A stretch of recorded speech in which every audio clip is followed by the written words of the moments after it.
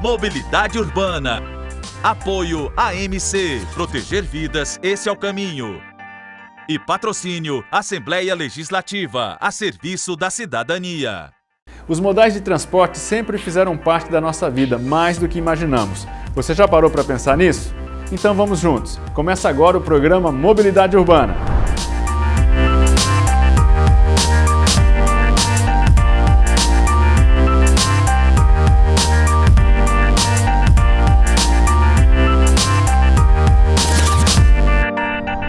Mobilidade urbana é uma área complexa que envolve diversas outras questões. E para que as condições de deslocamento realmente satisfaçam as necessidades da população, as políticas públicas precisam ser sistemáticas. Algumas pessoas podem pensar que executar boas práticas de mobilidade urbana é complicado. Na verdade, nem tanto assim. Há muitas outras medidas que podem ser colocadas em prática sem grandes investimentos. É preciso ter empatia e posicionar o interesse da população em primeiro lugar. Os desafios são visíveis na maior parte das grandes cidades e de suas áreas urbanas. Transporte coletivo pouco eficiente, constantes engarrafamentos, uma valorização ainda grande dos carros, etc. Parece que estamos em uma dependência exagerada do automóvel. Tudo isso resulta em menos gente caminhando pelas calçadas. Consequentemente, espaços públicos ficam menos seguros, o que atrai menos pessoas ainda. Precisamos sair do ciclo vicioso para um ciclo virtuoso na mobilidade urbana. A boa notícia é que é possível fazer essa mudança de forma efetiva. Hoje vamos receber mais uma vez o engenheiro e vice-presidente da Fundação City Nova, Vitor Macedo, para falar sobre que ações podem melhorar a mobilidade urbana. Mas antes, vamos acompanhar a jornada de Ilan Gurgel pela nossa cidade. Olha só! Andar de bike está para além dos benefícios para a saúde. A atividade promove a redução de engarrafamentos e poluição e também atinge o bolso de quem a utiliza como principal meio de transporte. Para incentivar ainda mais o seu uso, é importante pensar na infraestrutura e acesso desse meio de transporte. Indo por esse caminho, em 2014, foi criado o Bicicletar, um sistema compartilhado de bicicletas com acesso facilitado através da tecnologia que pretende implantar na nossa população a cultura do modal cicloviário.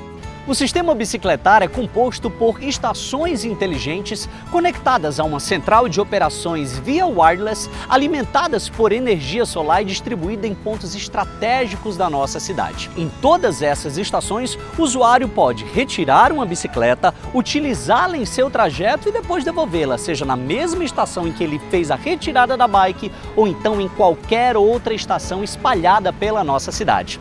Para nossa surpresa e felicidade, hoje quando a gente veio aqui gravar essa matéria na Praça da Imprensa, olha só, a gente encontrou essa estação assim vazia, o que só mostra o sucesso do sistema bicicletar na nossa cidade, já que todas as 16 bicicletas dessa estação estão sendo utilizadas.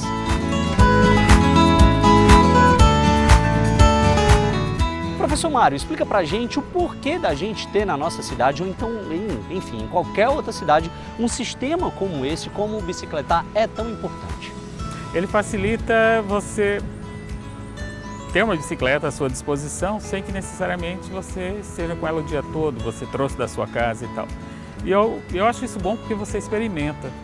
Se você gostar e perceber que é possível andar na cidade, né, bicicleta, aí você vai comprar uma. Né? Tem bicicletas, elas são acessíveis, o preço é acessível. Seria então um primeiro incentivo? Seria um incentivo, acho que faz parte, assim como a infraestrutura de ciclovias, ciclofaixas, você mostra que é possível e vai mudando a cultura, você vai colocando na cabeça das pessoas que é possível usar bicicleta. Perfeito. Gente, o professor Mário, na verdade, ele é paranaense, mas há mais de 30 anos ele mora aqui em Fortaleza, ou seja, o senhor pegou então o início desse bicicletar, que foi lá em meados de 2014. O senhor acreditava que ele pudesse ter uma força tão grande, assim como ele tem hoje? Assim, como é uma área que eu gosto e que eu acho que deveria ser feito esse teste, então eu tinha que acreditar, né? Uhum. Mas assim, é uma moda que ficou. E você passou a ver muito mais bicicletas na cidade. Não só as do bicicletar, mas as bicicletas que muita gente tem uma bicicleta em casa, né? Sim, de fato. Comprar a bicicleta é uma coisa, usar é outra, né? Você sempre compra e depois acaba esquecendo, né?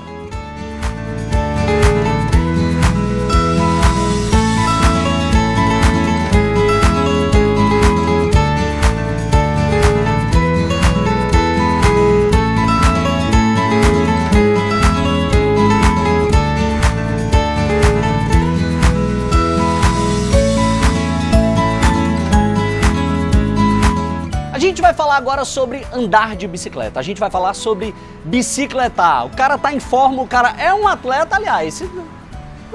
Vamos voltar aqui um pouco no tempo. Tu começou esporte com quantos anos, cara? Eu comecei desde pequeno, inclusive já dentro das escolas, mas terminei me apaixonando mesmo e tenho feito assim de forma ininterrupta. É o velho karatê. Sim, de fato. Desde os 14 anos, portanto, eu vou terminar me entregando aqui, né? Mas 38 anos, vou fazer 39 anos de praticando karatê. Que massa. E a bicicleta? A gente pode colocar que você, sei lá, dá umas pedaladas de vez em quando, já para manter a atividade física, manter o corpo, ajudar ali no também? Com certeza. A bicicleta faz parte da vida praticamente de todo e qualquer atleta, porque é uma forma de você contemplar a cidade e fazendo exercício. Então eu sempre pedalei, tenho lá minhas bikezinhas em casa e também da família, a gente às vezes faz também um tour pela cidade de Fortaleza, passeando, contemplando as nossas belezas. Perfeito. E olha, se o Ferrúcio já adotou a bicicleta, já adotou o pedalar para a vida, tem muita gente de Fortaleza que também já adotou. Eu estou falando mais de 300 mil pessoas. Na verdade, é um número bem alto de cadastros que vocês têm dentro do Bicicletar, não é, secretário? É isso. As pessoas que estão hoje se cadastrando no bilhete único, eles têm a possibilidade de usufruir desse excelente modal de transporte que é o Bicicletar na cidade de Fortaleza, que já é inclusive modelo no Brasil, por que não dizer no mundo. A gente tem 192 estações do Bicicletar e as pessoas se inscrevendo no bilhete único, eles podem usar esse modal de forma gratuita. Então eu tenho dito sempre o seguinte, que o importante é as pessoas se inscreverem para ter o bilhete único, não só ter esse modal de forma gratuita, mas vai estar fazendo atividade física e contribuindo também para o meio ambiente, porque vai utilizar um modal que não polui. Então termina sendo um meio de transporte completo, que a gente pode dizer. Então nós temos 192 estações, você falou muito bem, mais de 300 mil usuários do sistema. Perfeito, então fica a dica para você, você vai trabalhar, é final de semana, você quer espairecer, quer sair com a sua família, então faz o seguinte, vai andar de bicicleta, principalmente você que está fora de forma, está precisando fazer uma atividade física, por gentileza, não perde tempo e vai pedalar por aí. Faz bem para a saúde e para a alma. Acredita em mim. Eu queria aqui só aproveitar e parabenizar a TV Diário por esse programa que legal, obrigado. Mobilidade Urbana. Eu acho que a gente tem muito para conversar. A cidade de Fortaleza hoje é um case de sucesso na área de mobilidade urbana e, sem sombra de dúvidas, com uma televisão, com o conceito, com a qualidade da TV Diário, com certeza vai poder fazer excelentes matérias dentro desse programa que vão, com certeza, ser captada pelo mundo inteiro. Nós temos muito a mostrar da cidade de Fortaleza. Parabéns à TV Diário. Há muito a se mostrar e, é claro, muito será feito e a gente vai mostrar também, porque a gente não para por aqui não.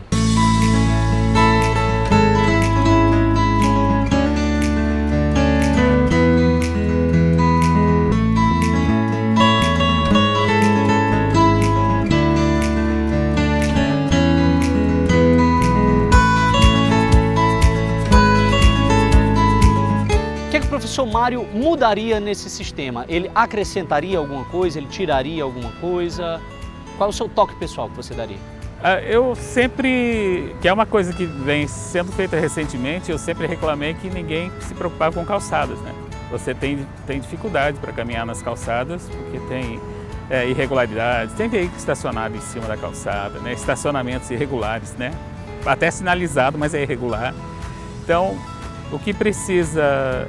Acho que a prioridade agora é trabalhar a questão das calçadas, porque para você Mesmo que você esteja de carro, estacionou o carro, você vai ter que andar numa calçada. Você tem que ir até o ponto do ônibus, pegar o ônibus, vai ter que usar uma calçada. Vai para a estação do metrô, a calçada está lá entre a sua casa e tal. Então eu preciso garantir que as pessoas tenham conforto, segurança, tenham iluminação. Aqui é um problema, porque você tanto precisa da iluminação quanto precisa de sombra, né? Durante o dia precisa da sombra, então põe árvore. À noite a árvore encobre a iluminação dos postes, eu teria que ter uma iluminação mais baixa.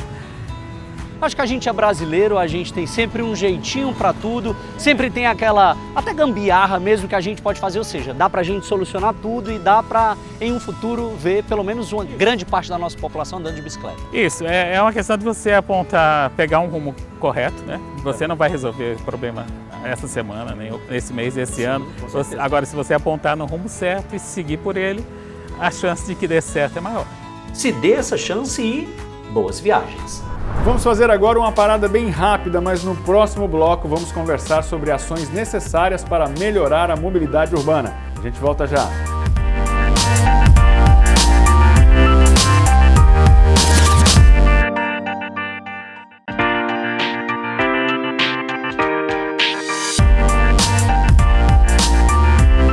Voltamos aqui no Mobilidade Urbana e agora eu converso com o Vitor Macedo. Ele é vice-presidente da City Nova, ele é mestre em engenharia de transportes e um estudioso de mobilidade urbana, não é, Vitor? Seja bem-vindo ao nosso programa, Obrigado, um prazer estar aqui compartilhando. Vitor, primeira pergunta para a gente começar a conversar, né? Esse tema que as pessoas ainda têm dificuldade em entender algumas coisas. Queria saber por que a priorização do transporte público é fundamental e importante para a mobilidade urbana. O transporte coletivo ele é um pilar central da mobilidade sustentável, né, da mobilidade urbana. Em vários aspectos, o transporte público ele traz benefícios. O primeiro deles é uma maior eficiência do espaço público. A melhor forma mais otimizada de você levar um conjunto de pessoas é através de um ônibus, de um metrô, do sistema coletivo.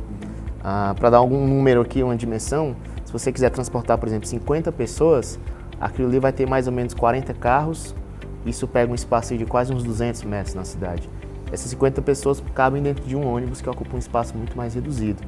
Então ele traz uma efetização para o sistema viário, mas vai para além disso, é o modo mais seguro, né? Então o risco de você sofrer um acidente é o menor no transporte público, ele é o que polui menos, né?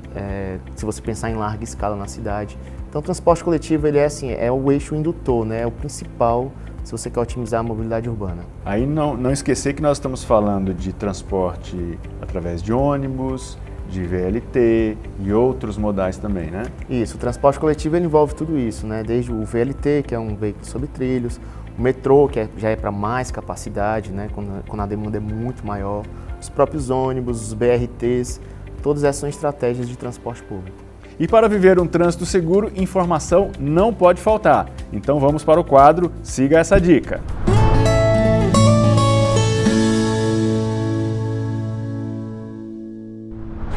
Eu sou o de Israel Brasil, estou aqui hoje para falar de ultrapassagem. As ultrapassagens devem ser feitas sempre pela faixa da esquerda, certificando sobre toda a sinalização regulamentar e indicando através da luz indicadora a intenção de mudar de faixa. Eu sou de Israel Brasil e falei para o quadro Siga essa dica. E Vitor, Fortaleza viveu, posso dizer até pouco tempo atrás, né, uma transformação nas vias principais da cidade, né? Eu queria perguntar para você o que é o sistema viário binário. Os binários é uma solução, é uma das soluções que existem aí no meio técnico, científico também, de você otimizar a circulação viária. O binário consiste em você dotar uma via que tinha sentido duplo, né, de sentido duplo circulação, em sentido único, fazendo o sentido de volta numa via paralela. Aqui na cidade nós temos vários exemplos, o primeiro deles foi na Avenida Dom Luiz e Avenida Santos Dumont, mas expandiu para vários bairros, acredito que tem hoje em torno de 30 binários na cidade. E os benefícios de você colocar uma via sentido único são vários. O primeiro deles é para a segurança, né? Você elimina a possibilidade de conflitos frontais, por exemplo, né? Você facilita ali a travessia do pedestre, vindo um veículo só de um sentido da via. Mas o principal é você conseguir reordenar o que a gente chama do eixo da via, né? Quando você tem uma via de sentido único, aquilo facilita a programação dos semáforos, a famosa onda verde. Então, com essa melhoria do fluxo, você consegue inserir uma faixa exclusiva de ônibus, você ganha mais espaço para colocar uma ciclofaixa, por exemplo. De um termo mais técnico, digamos, se uma via ela tem sentido duplo, as faixas precisam ser mais largas por segurança. Se ela tem um sentido único, ela pode ser um pouco mais estreita. E isso sobra espaço, por exemplo, para inserir uma ciclofaixa, para inserir uma faixa exclusiva de ônibus. Então o binário é uma estratégia de reordenar o tráfego ali, de dotar sentido único, e ele traz esse benefício, né, de eliminar, reduz a severidade de acidentes, facilita travessias, reorganiza o espaço viário. Então é uma solução de simples implantação, né? Você não está mexendo em grande infraestrutura, basicamente sinalização, que tem muito benefício. Você já respondeu, ia perguntar isso, né, sobre os benefícios, já deu uma série de respostas aí, mas muita gente ainda acha que isso não vale nada. Como é que você pode falar de maneira bem prática, assim, o impacto desse benefício, dessa solução para o tráfego? Assim, o principal deles é na corrente, né, de veículos, naquele pelotão de veículos, quando essa via tem sentido único, você consegue programar melhor semáforos, travessias e tudo mais. Então, isso também ajuda a reduzir pontos conflituosos. Então, se você tem, por exemplo, um cruzamento onde tem duplo sentido, né, 2 sentidos cada um, aquilo é muito complexo para conversões, enfim, fica mais... O tempo de semáforo tem que ser maior, então as filas são maiores, os congestionamentos são maiores. Quando você tem sentido único, tudo é mais facilitado, né? Você imagina ali quem transita diariamente ali por exemplo, o túnel da Santos Dumont, né? Imaginem se aquele túnel tivesse sentido duplo, então seria muito mais complexo. Então o binário ele facilita nisso, né? Ele tem ele dá essa uniformidade no tráfego. E agora a gente faz uma pausa aqui na nossa entrevista no estúdio para ouvir a consultora em mobilidade ativa Marcela Canitz, diretamente de São Paulo, no quadro Ponte Aérea.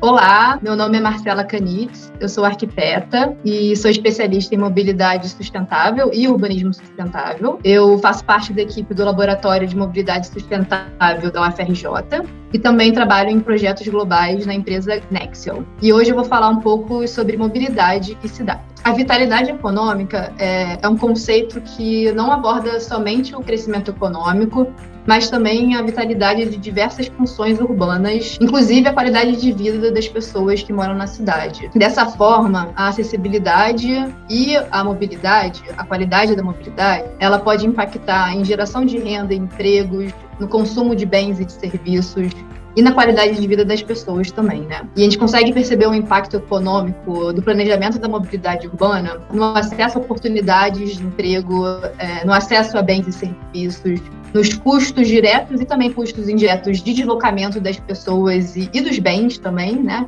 Das cargas nas cidades, e em padrões de desenvolvimento do uso do solo, aspectos relacionados ao tipo de uso, densidade, valores imobiliários também. A micromobilidade, ela impacta a mobilidade urbana e a gestão dos transportes na cidade de diversas formas, né?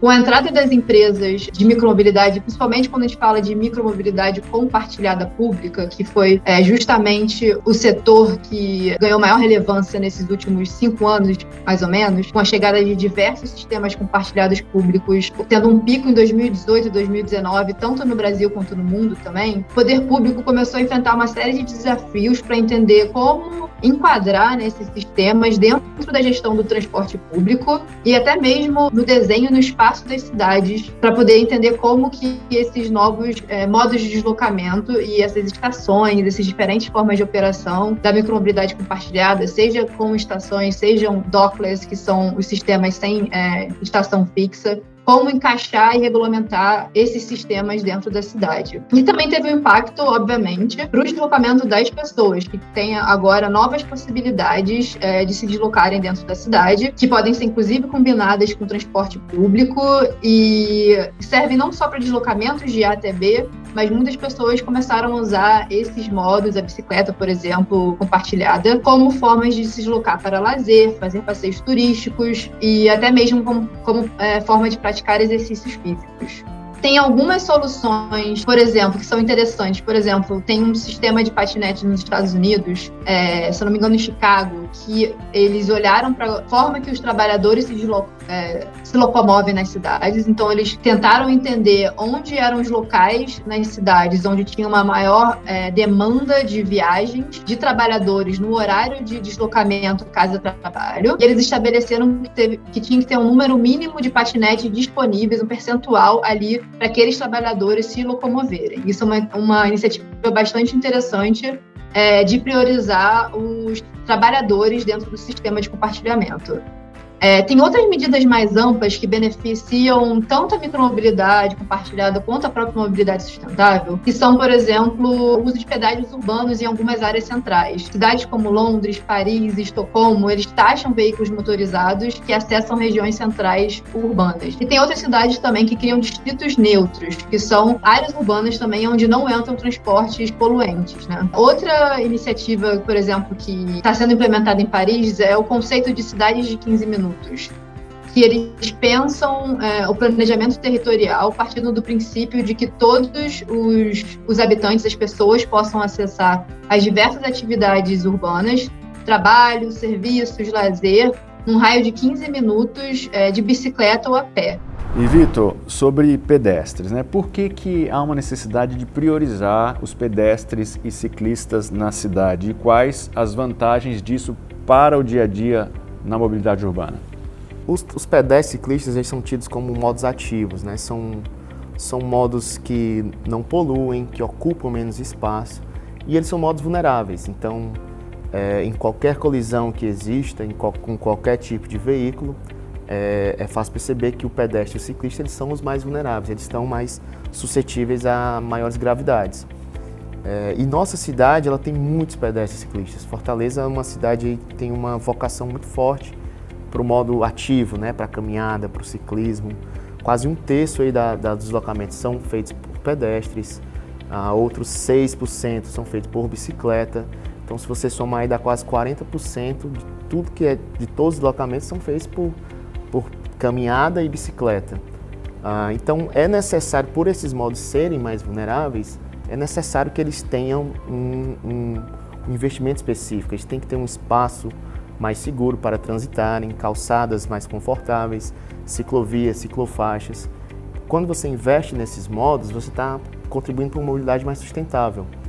E é importante ressaltar, né, que Fortaleza cresceu muito seu número de ciclistas ao longo dos últimos anos. A pandemia acelerou ainda mais isso, né? Infelizmente trouxe uma recessão econômica muito forte e muitas vezes a bicicleta é uma estratégia de deslocamento rápida, barata.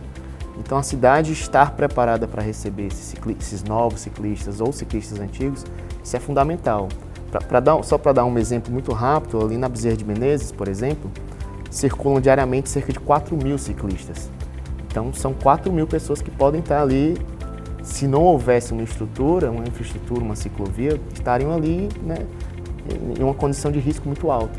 Então, por isso é necessário investir. Uma curiosidade, Vitor, a gente vê que a cidade está bem preparada, né, com as ciclovias. Agora, qual o percentual que já usa e o que é para o futuro? Você consegue fazer essa leitura? Consigo, sim.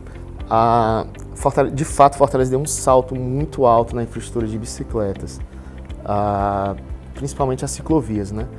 No ano de 2013, 2014, mais ou menos, a cidade tinha cerca de 60 a 70 quilômetros de ciclovias, né? É interessante ressaltar que a cidade toda, né, se você pegar todas as vias que existem em Fortaleza, tem em torno aí de 4.000 quilômetros. Então, 70, né, muito pouquinho existiam ciclovias. Hoje, né, de 2014 para cá, essa quilometragem de ciclovia e ciclofaixa já passou dos 400 quilômetros. Então, foi um salto muito forte aí. Isso ajudou muito a impulsionar o número de ciclistas na cidade. Mas o ideal é que isso se expanda cada vez mais, né? A gente tem uma diretriz de a cada via nova que a gente vai pensar, ou a cada sinalização nova, tentar incorporar a infraestrutura de ciclistas, desculpa. Hoje em dia, né, ninguém consegue imaginar uma via sem calçada. É praticamente impossível. Por mais que só passe um pedestre por dia, a gente tem que ter aquela infraestrutura. Com o ciclismo, com a bicicleta, o pensamento tem que ser o mesmo, né? O ideal seria que os principais corredores tivessem essa infraestrutura. E para compartilhar experiências acontecidas em outros lugares do planeta, o nosso programa abre espaço agora para o quadro Ando pelo Mundo. Confira. Oi pessoal, eu sou o Gabriel, sou advogado, moro em Fortaleza, mas agora eu estou em Salvador, de férias, e vou mostrar o trajeto até o destino. Ali é Salvador, eu peguei o ferryboat, o destino é Itaparica, e o trajeto é mais ou menos de 1 hora.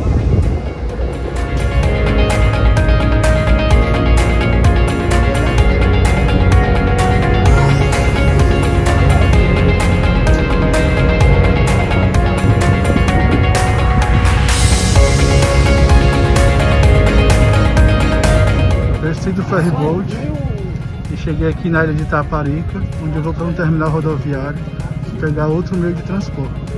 Eu saí do catamarã, aqui em Itaparica, vim para o terminal de Bom Despacho, que é ao lado do desembarque do catamarã, e vou embarcar nesse ônibus para o meu destino final. Essa viagem vai durar em média 5 horas.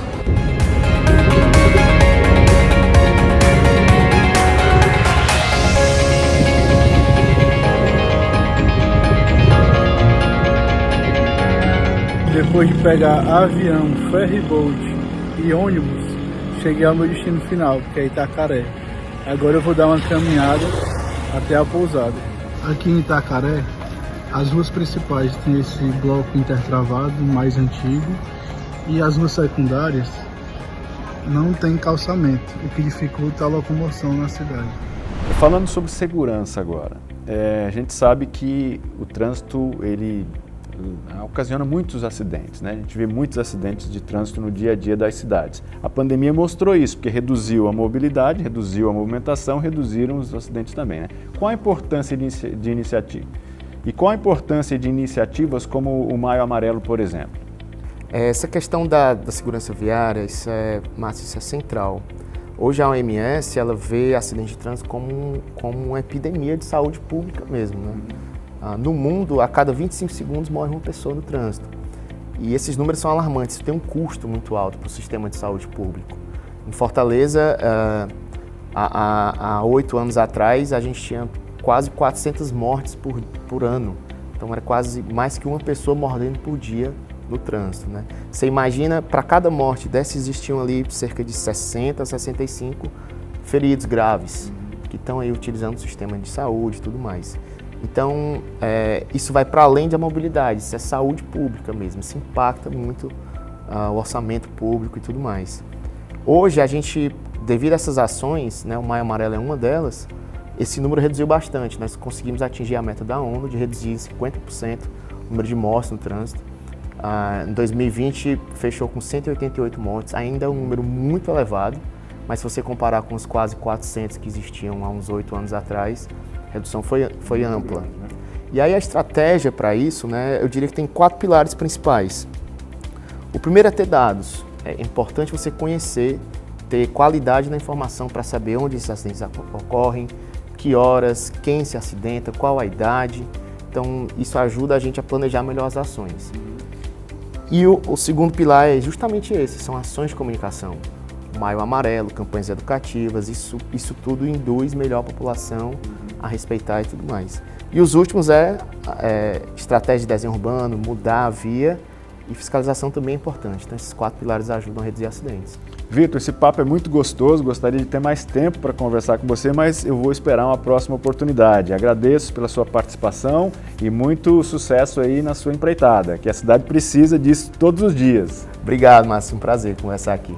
Eu conversei aqui com o Vitor Macedo, ele é vice-presidente da City Nova e também mestre em engenharia de transportes. E nós fechamos aqui mais um programa. Muito obrigado pela sua audiência, pela sua participação e nos vemos no próximo programa para falar sobre mobilidade urbana. Até lá!